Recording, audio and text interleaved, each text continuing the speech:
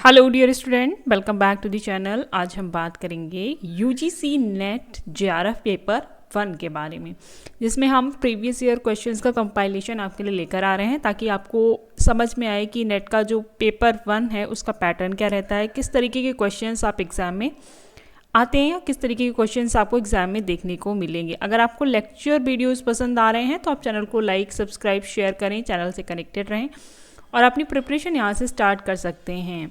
Channel पे paper 1 UGC net JRF paper 1 के साथ साथ हम पेपर 2 पॉलिटिकल साइंस को भी कवर कर रहे हैं।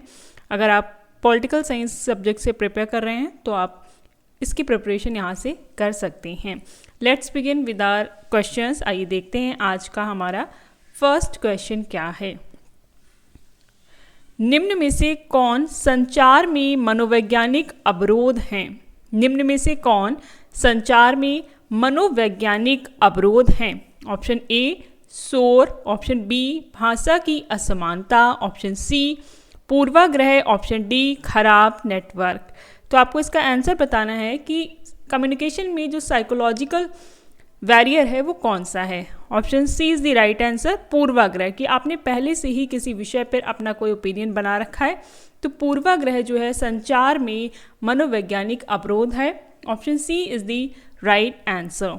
नेक्स्ट क्वेश्चन देखिए, हमारा नेक्स्ट क्वेश्चन है प्रतिक्रिया का मुख्य कार्य क्या है? प्रतिक्रिया यानी फीडबैक का मुख्य कार्य क्या है? ऑप्शन ए श्रोता को भ्रमित करना, ऑप्शन बी संदेश भेजना, ऑप्शन सी संचार को समाप्त करना, ऑप्शन डी संचार को प्रभावी बनाना।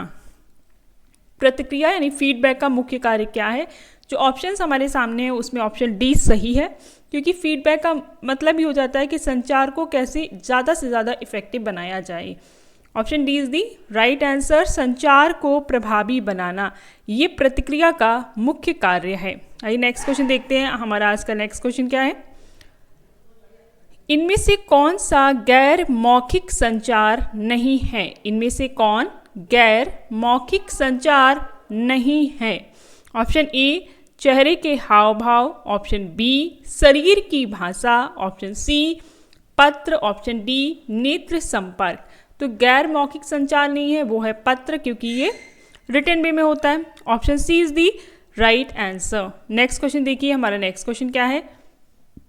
संचार की किस दिशा में प्रतिक्रिया सबसे जल्दी मिलती है? संचार की किस दिशा में प्रतिक्रिया सबसे जल्दी मिलती है? ऑप्शन ए अधोमुखी, ऑप्शन बी ऊर्ध्वगामी, ऑप्शन सी क्षैतिज, ऑप्शन डी विकर्ण। तो इसमें हम हॉरिजॉन्टल लेंगे कि क्षैतिज जो है संचार होता है, इसमें आपको प्रतिक्रिया सबसे जल्दी मिलेगी। तो option C is the right answer. आइए नेक्स्ट क्वेश्चन देखते हैं। आज का हमारा नेक्स्ट क्वेश्चन क्या है? अगर आपको लेक्चर्स पसंद आ रहे हैं तो आप चैनल को लाइक, सब्सक्राइब, शेयर करें, चैनल से कनेक्टेड रहें।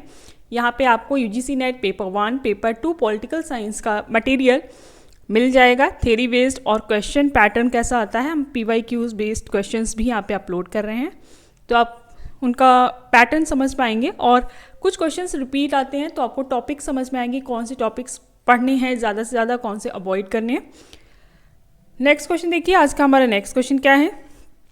जब प्रबंधक अपने अधीनस्थों को सूचना देता है तो इसे किस दिशा का संचार कहते हैं?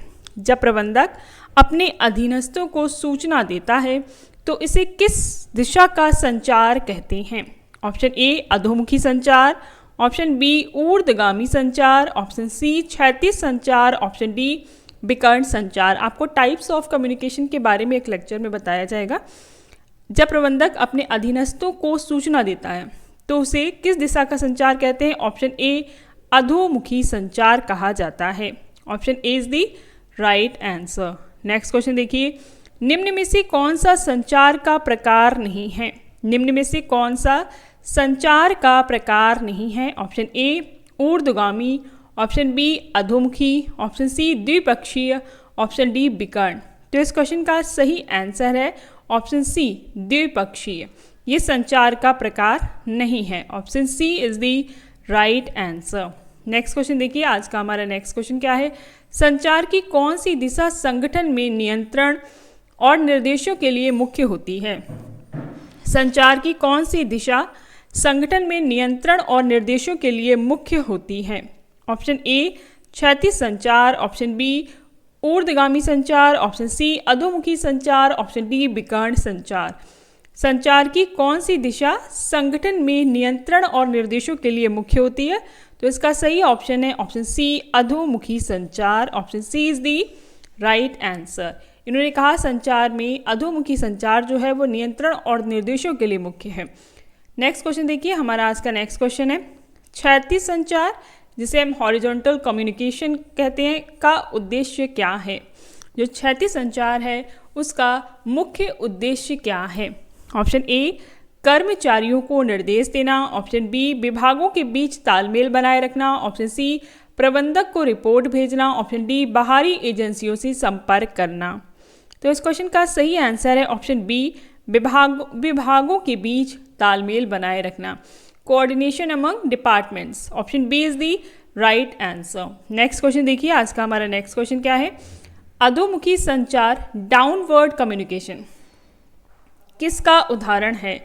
ऑप्शन ए कर्मचारी से प्रबंधक को रिपोर्ट भेजना, ऑप्शन बी प्रबंधक का कर्मचारी को निर्देश देना, ऑप्शन सी दो कर्मचारियों के बीच बातचीत, ऑप्शन डी विभागों के बीच मेल भेजना।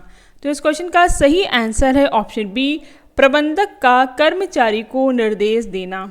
जो आपका डाउनवर्ड कम्युनिकेशन है, option B is the right answer कि ये प्रबंधक का कर्मचारी, जो आप जैसे एक आपका सीट्स पे बैठा हुआ लीडर होगा जो अपने डाउनवर्ड के या अपने सबऑर्डिनेट लोगों को क्या भेजेगा? निर्देश देता है। तो इसे हम कहते हैं अधोमुखी संचार, प्रबंधक का कर्मचारी को निर्देश देना। Option B is the right answer.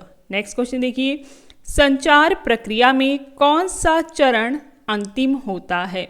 संचार प्रक्रिया में कौन सा चरण अंतिम होता है? Option A coding, option B decoding, option C प्रतिक्रिया, ऑप्शन डी प्रेषण।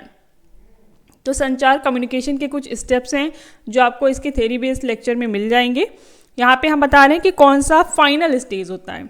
Option A coding, option B decoding, option C प्रतिक्रिया, ऑप्शन डी प्रेषण। तो इसका सही आंसर है ऑप्शन सी फीडबैक। सबसे लास्ट में फीडबैक लिया जाता है, तो संचार प्रक्रिया का अंतिम चरण है feedback. Option C is the right answer. Next question देखिए, संदेश को समझने की प्रक्रिया को क्या कहते हैं? संदेश को समझने की प्रक्रिया को क्या कहते हैं? Option A coding, option B decoding, option C प्रेषण, ऑप्शन डी प्रतिक्रिया। तो इस क्वेश्चन का सही आंसर है ऑप्शन बी डिकोडिंग। संदेश को समझने की जो प्रक्रिया है उसे हम डिकोडिंग कहते हैं। Option B is the right answer. Next question देखिए, संदेश भेजने की प्रक्रिया में कौन से चरण शामिल होते हैं? संदेश भेजने की प्रक्रिया में कौन से चरण शामिल होते हैं? Option A coding, option B संचार, option D decoding, option A coding संचार डिकोडिंग प्रतिक्रिया, ऑप्शन बी कोडिंग प्रेषण डिकोडिंग प्रतिक्रिया, ऑप्शन सी प्रेषण कोडिंग प्रतिक्रिया डिकोडिंग, ऑप्शन डी डिकोडिंग प्रतिक्रिया प्रेषण कोडिंग।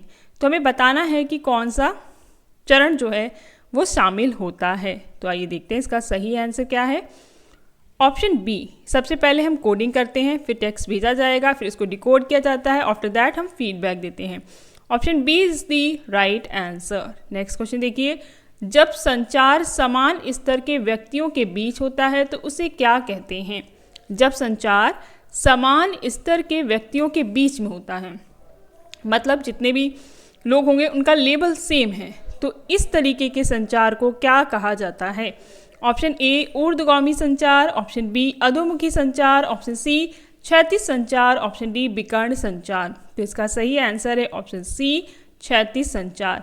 जब संचार या कम्युनिकेशन समान स्तर के लोगों के बीच में होता है तो हम उसे क्षैतिज संचार कहते हैं। Option C is the right answer. Next question देखिए, जब एक व्यक्ति स्वयं से बात करता है तो वह कौन सा संचार होता है? कोई भी जब एक व्यक्ति स्वयं से बात कर रहा है तो उसे किस तरीके का संचार कहा जाता है? ऑप्शन ए अंतर्वैयक्तिक संचार, ऑप्शन बी अंतर्वैयक्तिक संचार, ये ऑप्शन दोनों सिमिलर ही हो गए हैं। ऑप्शन सी समूह संचार, ऑप्शन डी जन संचार। तो इसका सही आंसर होगा ऑप्शन बी अंतर्वैयक्तिक संचार। जब एक व्यक्ति स्वयं अपने आप से बात करता है तो उसे हम अंतर्व्यक्तिक संचार कहते हैं। Option B is the right answer. Next question देखिए, सैनन और बीबर मॉडल किस से संबंधित है? ऑप्शन ए शिक्षा, ऑप्शन बी संचार, ऑप्शन सी प्रबंधन, ऑप्शन डी मनोविज्ञान। तो इसका सही आंसर है ऑप्शन बी संचार। सैनन और बीबर मॉडल जो है वो संचार से संबंधित है। Option B is the right answer. इस तरीके के लेक्चर्स आपके लिए अपलोड किए जाएंगे।